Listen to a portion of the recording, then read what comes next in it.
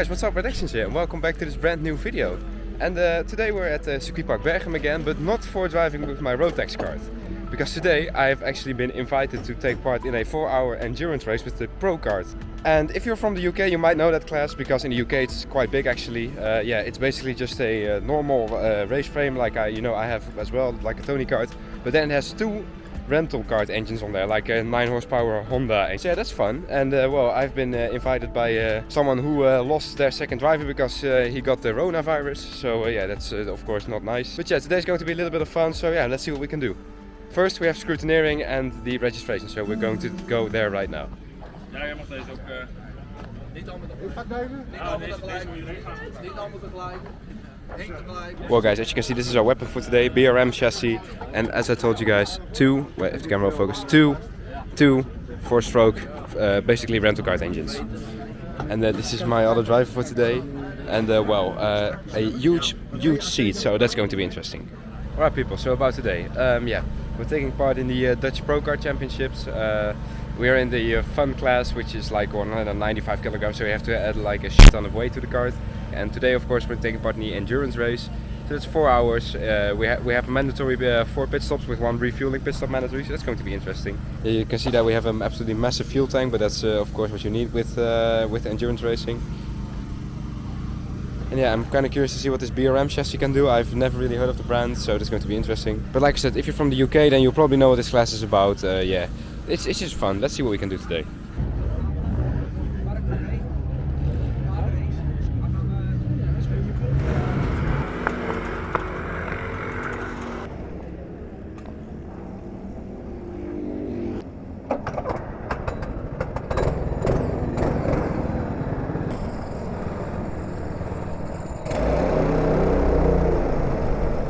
Alright people, welcome aboard the BRM Pro Kart. And welcome to the brand new helmet cam. The pit lane exit is a bit different than normal because this is the rental kart exit that we now also use for refueling and driver swaps. I decided to take the outlap a little bit easy because A, I didn't know the kart, and B, it's not my own kart. And with cold tires it was a bit slidey, but because of our massive 195 kilograms total weight, the kart did feel quite planted.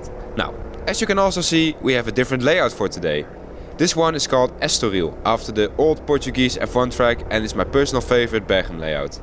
And yes guys, the camera is still a bit too far up, I know, but I now know some more settings to improve the footage, and you'll see that soon of course. What also didn't help is the fact that the seat and the steering wheel positions were not quite right, to put it politely. Anyways, after a few laps I started getting on the pace. Our exits off of all hairpins, but especially turn 4 was super strong, and the fact that my engines were really good as well definitely helped. Here I wanted to wait for some faster drivers, but in doing so I accidentally stalled one of the engines. So I had to come in, restart, and then off I went again. So a little bit later on I found this group of other drivers, and remember we were in the fun class, which is 10 kilograms heavier than the pro class. You can recognize the pro class by the red numbers, and the fun class has black numbers. Anyways, here I tried to follow the number 8, but the number 20 doesn't see us, and there we almost ended in disaster. Luckily I lifted off and nothing serious happened. A little while later we overtook him anyways. So, even though we were in the fun class, which is supposed to be a lot slower, our pace was pretty good, even compared to the pro class. So things were looking good. Now this layout in Berchem is my favorite, like I said. And that is partly down to the fact that overtaking is a lot easier on this layout. I mean, look at this.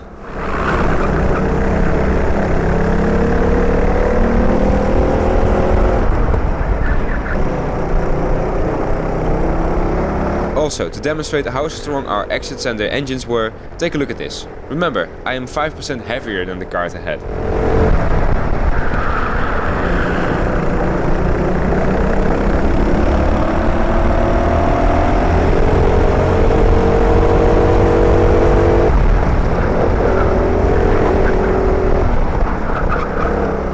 So, my stand and free practice was done, the kart felt good but there was room for improvement, so I dropped the tire pressures and removed the front torsion bar and let the other driver do some laps. He didn't know the track and he was quite a bit off the pace, but that's okay. I did not record the second part of practice to save battery for the race.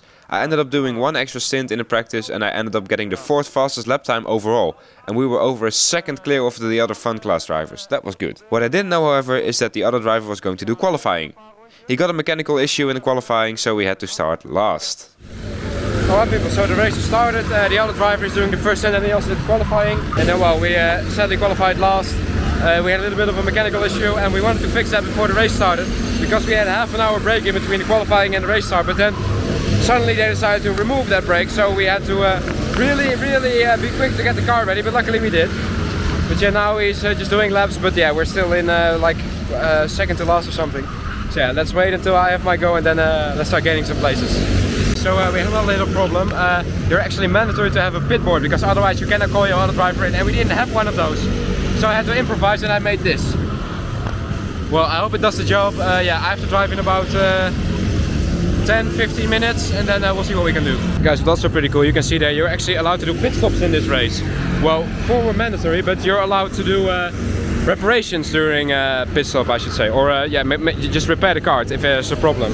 So what happens is, I call the driver in. He has to weigh over there because we have a minimum weight and we have to check that every time we come in.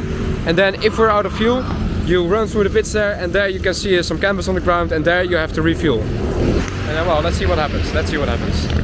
Well guys, you probably didn't expect to see my face again and probably not expect to see my face here at home.